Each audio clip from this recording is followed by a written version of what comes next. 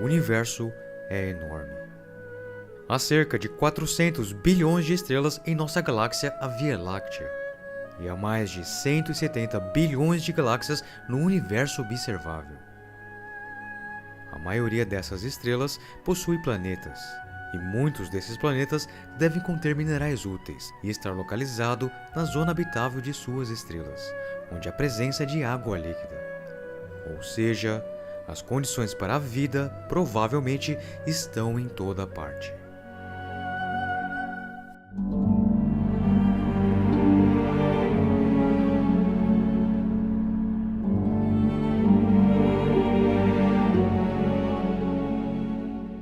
O universo existe há 13,8 bilhões de anos. Os seres humanos surgiram há 200 mil anos. Então nós estamos presentes há apenas 0,01% da idade do universo. Espécies inteligentes poderiam surgir em qualquer um desses inúmeros mundos e transmitir sua existência para toda a galáxia. Uma vez que uma espécie desenvolve viagens interestelares, ela poderia colonizar completamente nossa galáxia em algumas dezenas de milhões de anos. Apenas um batimento cardíaco na idade do universo. Então, onde eles estão? Bem-vindo à segunda temporada da série Paradoxo de Fermi.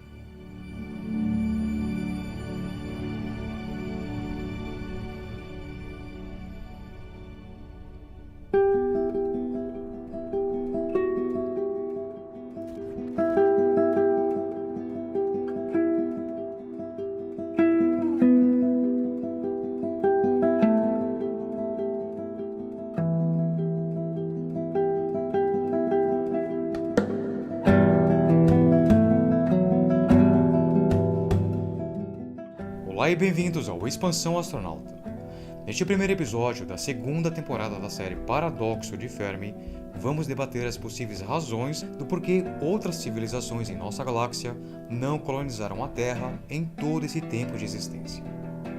Já que, ao que vemos, em comparações com milhares de outros mundos por aí afora, a Terra é uma joia rara, um verdadeiro jardim do Éden cósmico. Agora, o universo é antigo e gigantesco. É lindo e misterioso.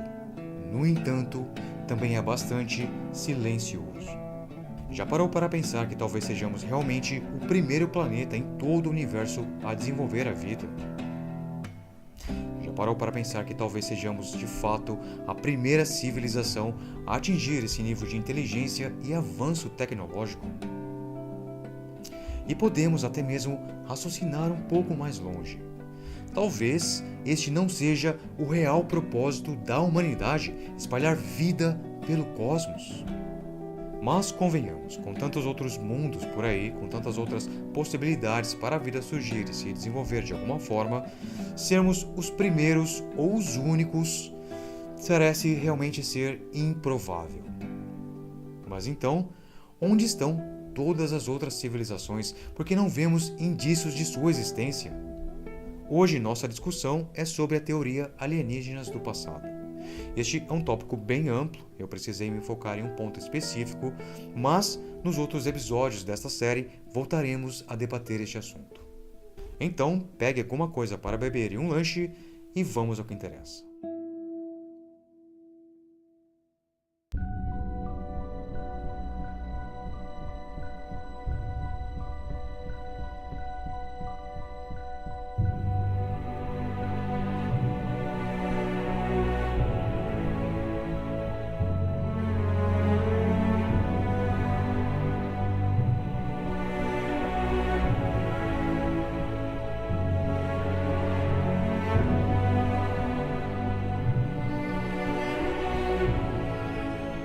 Nós somos um fenômeno recente neste mundo. Somos Homo sapiens anatomicamente modernos e estamos por aqui há apenas cerca de 200 mil anos, num planeta que existe há aproximadamente 4,6 bilhões de anos. Esse é um período de tempo imenso. Nossa galáxia, por outro lado, tem cerca de 100 mil anos-luz de diâmetro, o que significa que, em termos de tempo, seria mais que o suficiente para uma civilização que evoluiu e dominou a viagem espacial cruzá-la várias vezes. E aqui estou falando em velocidades confortáveis e viáveis, muito abaixo da luz. Por mais que a ficção científica nos diga o contrário, não é preciso a velocidade de dobra da Enterprise para fazer isso. E o mesmo vale para qualquer outra civilização na galáxia.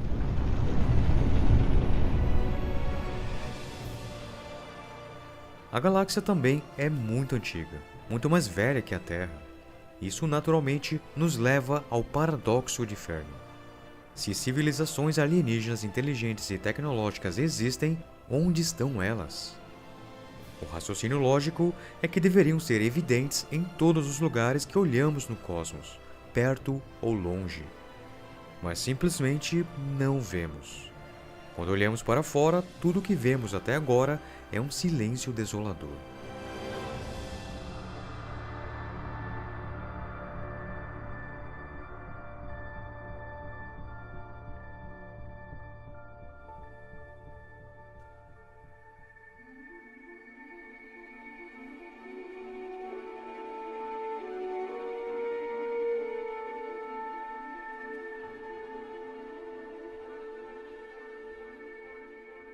Há, no entanto, um aspecto mais profundo e talvez mais perturbador nisso. Se civilizações alienígenas como imaginamos realmente existem e nos precedem, então, sob uma certa lógica, nós nem deveríamos estar aqui.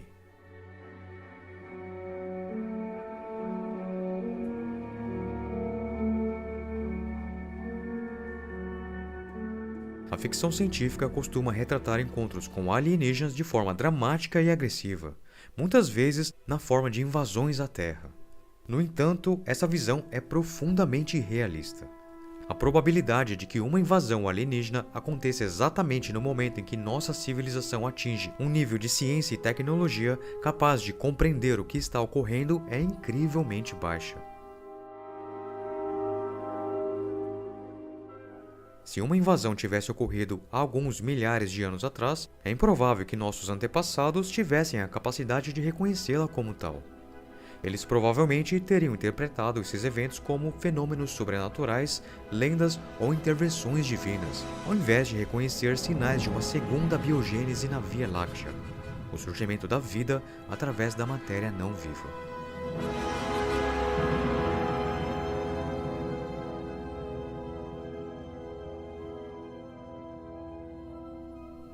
Mesmo a própria ideia de uma invasão alienígena é um conceito relativamente moderno, muito mais alinhado com a imaginação fértil da era de H.G. Wells do que com a filosofia da Grécia Antiga de Aristóteles, por exemplo.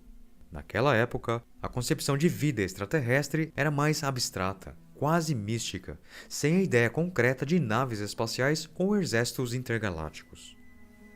Além disso, um conceito de invasão pressupõe um desejo de conquista que pode ser uma projeção das próprias atitudes humanas, baseadas em nossa história de colonização e exploração. Para uma civilização alienígena avançada, com tecnologias inimagináveis para nós, os recursos da Terra teriam algum valor? Ou pior ainda, a própria Terra poderia ser vista como significativa no vasto contexto do cosmos?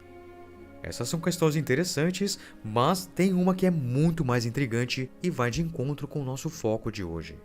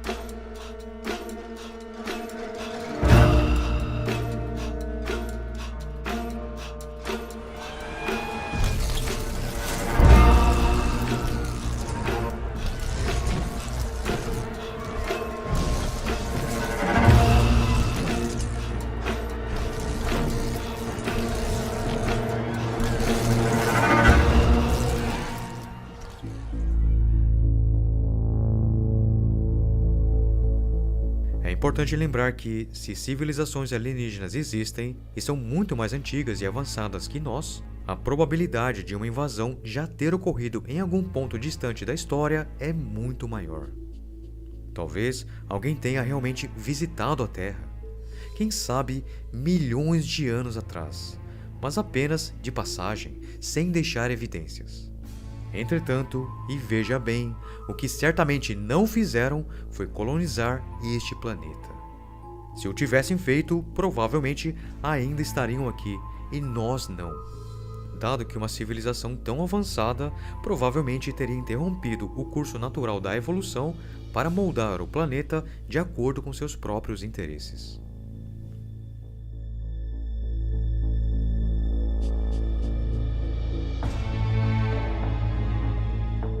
A Terra é um planeta valioso de certa forma, com todos os tipos de metais e recursos que poderiam ter sido explorados, e um deles é o ouro.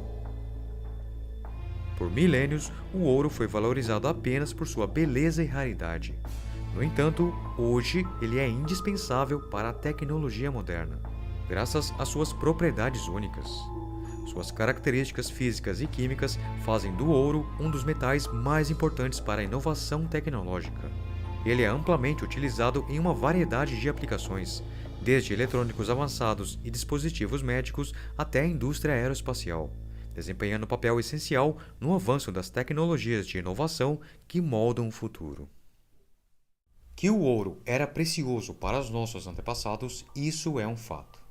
Até mesmo culturas isoladas do resto do mundo nas Américas, como os Incas, Maias e Astecas, atribuíam ao ouro um valor quase que sagrado. Mas, de onde vem essa fascinação humana pelo ouro que data de milênios? Uma ideia recorrente que transita entre a ficção e a pseudociência é a de que alienígenas vieram à Terra 450 mil anos atrás em busca de ouro para levar a seu planeta natal, Nibiru. Alguns de vocês já ouviram falar dos Anunnakis? Os Anunnaki estão entre os seres mais misteriosos e poderosos dos mitos e tradições sagradas. Foi dito que os Anunnaki tinham uma enorme expectativa de vida de milhares de anos. Eles vieram para a Terra com a missão especial de trazer a sabedoria e também extrair certos materiais do próprio planeta Terra. Agora, um dos proponentes interessantes da pesquisa histórica de Zecharia Sitchin não são apenas os Anunnaki, mas de onde os Anunnaki realmente vêm. Os sumérios foram muito claros na diagramação de todos os planetas externos conhecidos no Sistema Solar, com precisão. Contudo, eles incluíram um planeta adicional que chamaram de Nibiru. Os Anunnaki tinham danificado sua atmosfera, e usando o ouro, eles descobriram que poderiam remendar estes buracos atmosféricos. Assim se transforma a história da nossa humanidade. Os Anunnaki literalmente vieram para a Terra para extrair o ouro. E quando entenderam que era um trabalho árduo a fazer, nos criou como uma raça de trabalhadores para fazer isso por eles. As hipóteses de Sitchin é de que os Anunnakis vieram para a Terra para extrair ouro e criar humanos para efetuar a tarefa para eles foi ousada e controversa. Se for verdade, significaria que a quase obsessão da humanidade com tudo o que é ouro tinha uma base histórica. Mas esta incrível noção que humanos foram formados para encontrar ouro e entregá-los aos deuses não foi apenas uma teoria criada por Sitchin. De todos os fatores que tornam o ouro precioso, como sua cor, seu brilho, sua condutividade, há um fator que o torna um dos mais valiosos de todos os metais preciosos. É genuinamente muito, muito escasso. Agora, quanto ouro extraído realmente existe no mundo? Considerando que estamos extraindo há 6.000 anos, não existe tanto assim. Na verdade, se você pegasse todo o ouro extraído em toda a história e derretesse tudo em um único bloco, provavelmente cobriria uma quadra de tênis a uma profundidade de cerca de 9 metros. É isso aí. Esse é o total.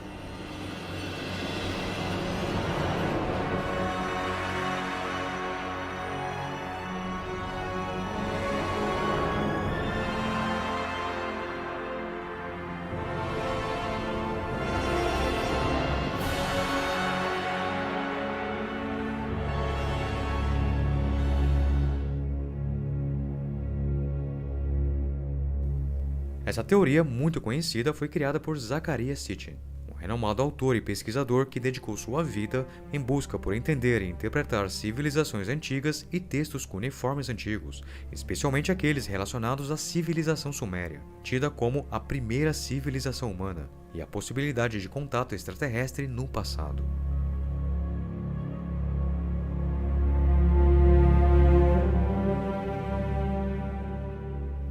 De acordo com Sitchin, Nibiru era o lar de uma raça extraterrestre humanoide e tecnologicamente muito avançada chamada Anunnaki, uma palavra real nos textos sumérios que significa aqueles de sangue azul, ou em outras interpretações, aqueles que dos céus vieram à Terra. Embora o mito sumério seja considerado apenas uma lenda, muitos pesquisadores e teóricos, como o próprio Zecharia Sitchin, acreditam que pode haver alguma verdade por trás da história dos Anunnakis. Os sumérios, habitantes da antiga Mesopotâmia, são lembrados por sua vasta gama de invenções e inovações que moldaram as primeiras civilizações. Antes dos egípcios, foram eles que estabeleceram as primeiras organizações sociais urbanas, as cidades. Uruk, considerada a primeira cidade-estado da humanidade, teria sido fundada por volta de 4.500 anos antes de Cristo. Em suas contribuições mais notáveis, os sumérios foram responsáveis pela criação da primeira forma de escrita da humanidade, a escrita cuneiforme. Foram os primeiros na domesticação de animais e plantas em larga escala. Também construíram sistemas complexos de irrigação com barragens, canais e drenagens, essenciais para a agricultura. Sua estrutura social incluía sistemas legais e administrativos, com tribunais e prisões. Outras inovações incluem a criação das primeiras escolas, dos primeiros veículos com rodas e o desenvolvimento da matemática. Os sumérios também introduziram o sistema sexagemal, que usamos até hoje para dividir nossos dias em 2 períodos de 12 horas e as horas em 60 minutos e 1 minuto em 60 segundos, o que influencia até hoje o nosso modo de contar o tempo. Mesmo sendo a primeira sociedade urbana complexa, suas cidades já nasceram surpreendentemente bem estruturadas. Curiosamente, porém, os sumérios eram categóricos em afirmar que todo esse conhecimento e prosperidade não eram suas invenções, mas, segundo eles, foram passados a eles como um presente dos deuses Anunnakis, que teriam transmitido a sabedoria necessária para construir uma civilização florescente. Em seus estudos e traduções pessoais das tábuas sumérias, Zecharia Sitchin afirma ter encontrado evidências de que os deuses Anunnaki foram os responsáveis pela criação do Homo sapiens por meio da engenharia genética, originando a humanidade. Segundo ele, os Anunnakis teriam misturado seu próprio DNA com um dos seres humanos primitivos, como o Homo erectus, criando uma nova raça, mais inteligente e capaz de compreender e obedecer ordens. Essa nova raça teria sido criada especificamente para servir os Anunnakis durante sua estadia na Terra, principalmente para realizar trabalhos pesados nas minas de ouro, aliviando os próprios Anunnakis da tarefa de mineração.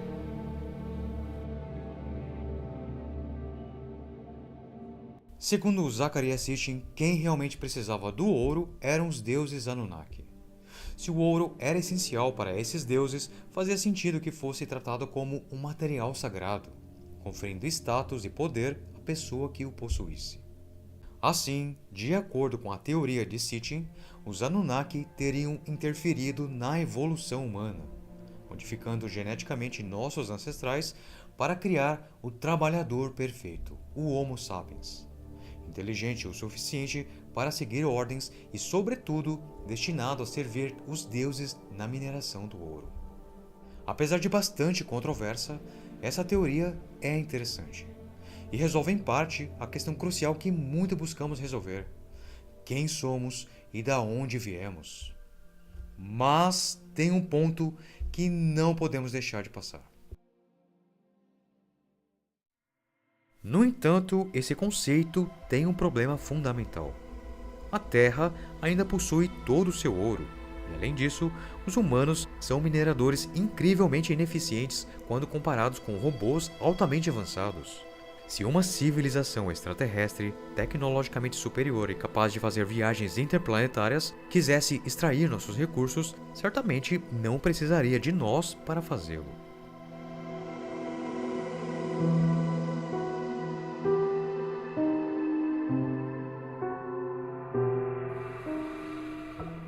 Agora, grande parte do ouro da Terra era inacessível antes do advento da dinamite e das máquinas a vapor. Do ponto de vista geológico, a Terra tem aproximadamente a quantidade de ouro e outros metais que se esperaria de um planeta totalmente natural, sem interferência humana. Além disso, até o momento, não encontramos asteroides esgotados ou sinais de evidências de mineração espacial. Em resumo, parece que ninguém esteve aqui antes de nós, embora, teoricamente, já deveriam ter estado. Então, por que ninguém colonizou esta joia azul?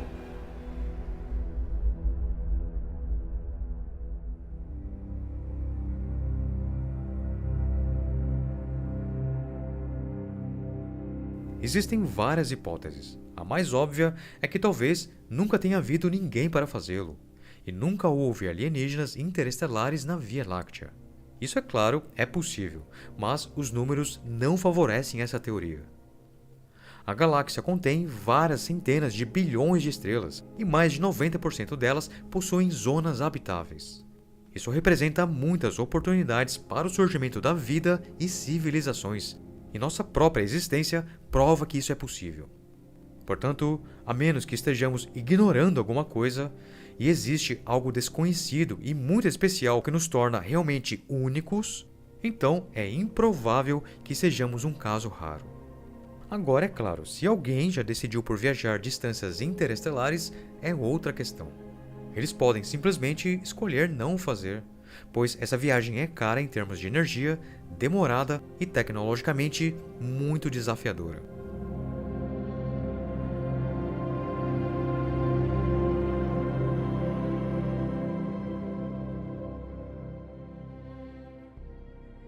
Mas isso também levanta a questão das sondas robóticas. Elas não se importam com a passagem do tempo, então ainda deveríamos esperar ver tais sondas. Talvez elas pudessem atuar como semeadoras, carregando informações genéticas de uma espécie e, ao chegarem em um mundo adequado, inserir vida naquele ambiente. Outra opção é a de não intervenção. Se um planeta com vida em desenvolvimento é encontrado, como a Terra, o consenso galáctico pode ser deixá-lo intocado. Se a vida inteligente se desenvolver, a regra seria que os alienígenas se encontrariam somente no espaço, nunca no planeta de origem.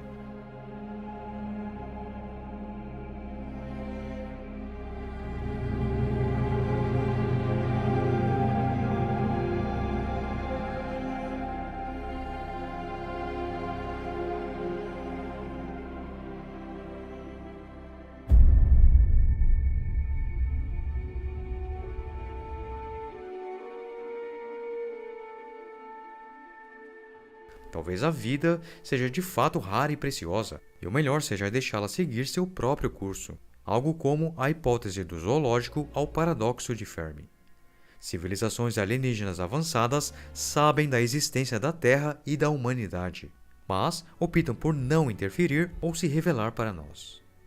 Eles nos observam à distância, assim como humanos em um zoológico observam animais sem interagir diretamente. Essa não intervenção seria uma forma de evitar perturbar nosso desenvolvimento natural, ou uma diretriz ética ou cultural alienígena que proíbe o contato com civilizações que ainda não atingiram um certo nível de avanço tecnológico ou social. Outro ponto é que também pode ser apenas uma questão de evitar proximidade com biosferas ativas. Talvez a regra seja: não vá a planetas com vida ativa.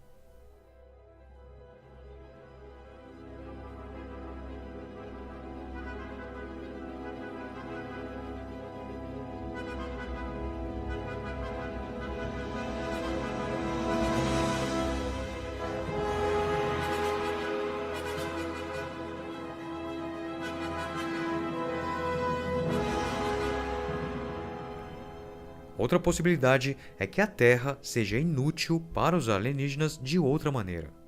Sua composição atmosférica pode ser inadequada para o tipo de vida deles, tornando este planeta tão inútil para eles quanto Vênus é para nós. Isso levanta outra questão.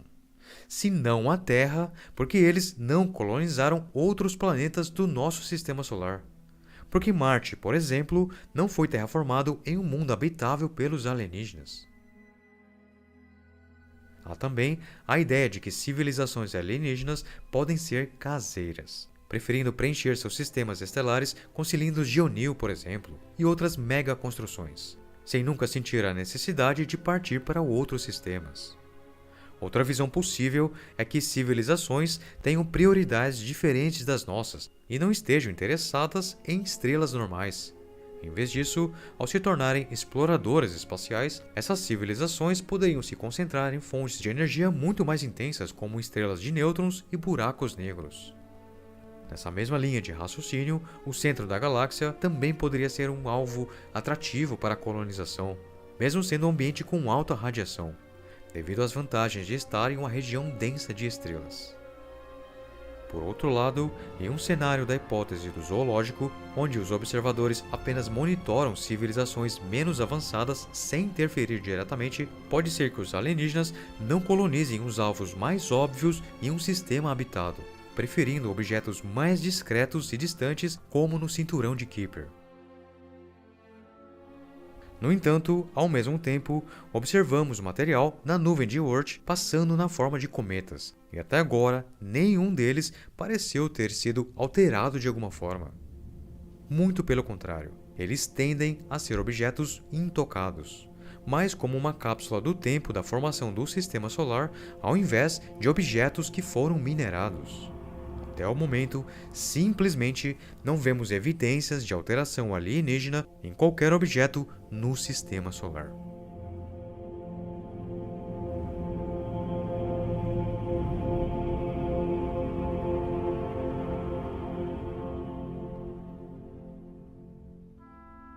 Isso também se aplica às possíveis civilizações tecnológicas anteriores na Terra.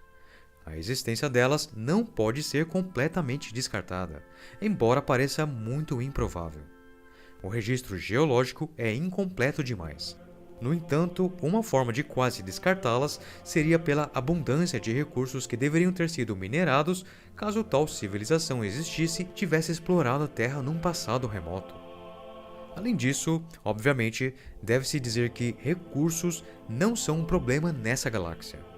Há materiais brutos em todo lugar que olhamos, então parece altamente improvável que alienígenas precisem expandir-se no cosmos apenas para coletar mais matérias-primas. Eles provavelmente têm tudo o que precisam perto de si, sem a necessidade de cruzar metade da galáxia para buscar ferro, por exemplo.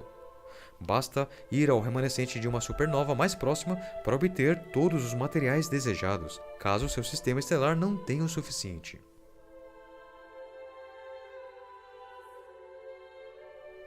Entretanto, escondida aqui está uma outra opção. Uma civilização biológica pode escolher não colonizar a galáxia, assim como uma civilização de máquinas também pode optar isso. Nesse caso, a Terra não seria útil por vários motivos. Primeiro, seus recursos estão em um poço gravitacional. Então, asteroides seriam melhores opções para mineração. Segundo, sua atmosfera oxidante não seria ideal para máquinas, e mais importante, é quente demais. A computação mais eficiente ocorre em temperaturas muito baixas, então tal civilização pode preferir colonizar as regiões mais externas da galáxia, onde se encontram as temperaturas mais frias, mas ainda há materiais disponíveis. Também pode haver outros fatores relacionados à Terra. O Sol levanta uma questão importante. Ele pode não ser o tipo ideal de estrela para a colonização. Se o objetivo for a produção de energia, por exemplo, estrelas do tipo F, que emitem significativamente mais radiação ultravioleta do que estrelas do tipo G, como o nosso Sol, podem ser opções mais atraentes.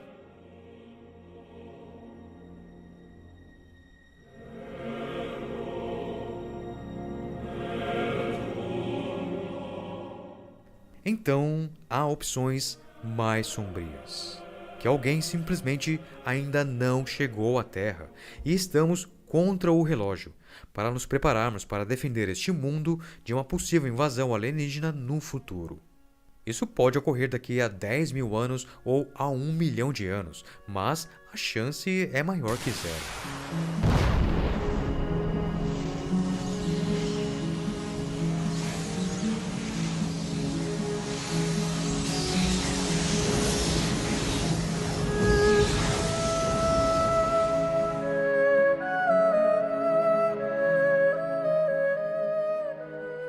Portanto, pode haver uma série de razões pelas quais ninguém nunca jamais colonizou este mundo.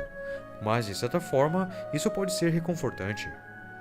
Seja qual for o motivo, nenhum alienígena parece ter cobiçado a Terra. Ainda. Se você gostou desse episódio, então curta e compartilhe com outras pessoas. Também considere se tornar um membro do Expansão Astronauta. Até a próxima.